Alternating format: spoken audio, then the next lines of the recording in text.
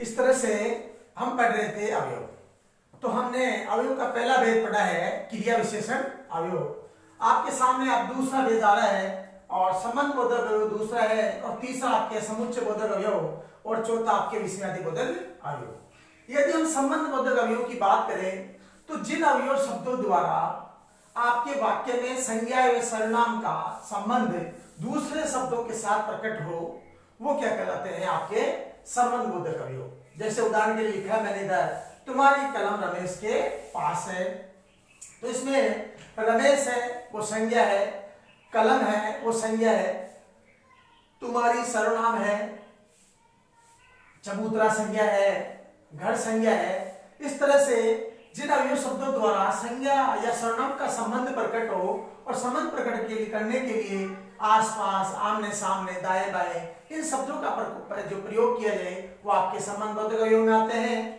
और समुच्चय बोधक अवयव की बात की जाए तो जो संयुक्त वाक्य और मिश्र वाक्य के जो वाचक शब्द होते हैं, किंतु, परंतु, लेकिन, अथवा, क्योंकि मिश्र वाक्य में आता है इसलिए, छोटी की, और आपके क्योंकि, तथापि, बल्कि, या, अथवा, अन्यथा, और इन शब्दों का प्रयोग आपको पता है कि संयुक्त और मिश्र वाक्य में किया जाता है। तो वहां पे जब इन शब्दों का प्रयोग होता है वाक्यों को जोड़ने के लिए, चाहे वो आपके अवयव शब्द है, वो दो से अधिक शब्द हो, वाक्यांश हो या वाक्य हो, इनको परस्पर जोड़ने के लिए, पृथक करने के लिए जिन वाचक शब्दों का प्रयोग किया जाता है वो आपके समुच्चय बोधक अवयव है। जैसे राम और श्याम विद्यालय जाते हैं, इसमें आपके वाचक शब्द है जो है ये, और संयुक्त वाक्य का वाचक शब्द है। तो दो वाक्य जो है, राम विद्यालय जाता है और श्याम विद्यालय जाता है, अगर इनको पृथक करें तो अलग अलग और दोनों को मिला के लिखते हैं तो वाचक शब्द और का प्रयोग किया गया। मैं पढ़ता हूं परंतु पुस्तक नहीं थी, परंतु आपके संयुक्त वाक्य का वाचक शब्द है। तो दो वाक्यों या वाक्यांश या शब्दों को जोड़ने के लिए जिन वाचक शब्दों का प्रयोग किया जाता है वो आपके समुच्चय बोधक अवयव में आते हैं बच्चों।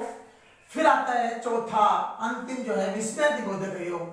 जिन अवयव शब्दों द्वारा हर्ष, जिसको खुशी बोलते हैं, शोक, दुख, घृणा, आश्चर्य, भय, प्रशंसा, क्रोध आदि प्रकट करते हैं वो आपके विस्मयादि बोधक अवयव में आते हैं। जैसे पहला उदाहरण, हाय तुमने क्या कर डाला, तो इसमें बड़ा ही दुख की भावना प्रकट हुई है और दुख के लिए शोक शब्द का प्रयोग किया गया है। हाय तुमने क्या कर डाला, यानी बहुत अनर्थ को घटना घटित हो गई। और दूसरा है वाह क्या बात है, इसमें किसी की प्रशंसा की जा रही है। तो जो प्रशंसा की जा रही है उसको प्रकट करने के लिए वाह शब्द का प्रयोग किया गया है विस्मयादि बोधक का, और इसमें जो शोक की भावना उसके लिए हाय शब्द का, अरे, ओ, वाह, हाय, ये जितने भी विस्मयादि बोधक के वाचक शब्द हैं इनमें आपके विस्मयादि बोधक अवयव का प्रयोग किया जाता है। Thank you.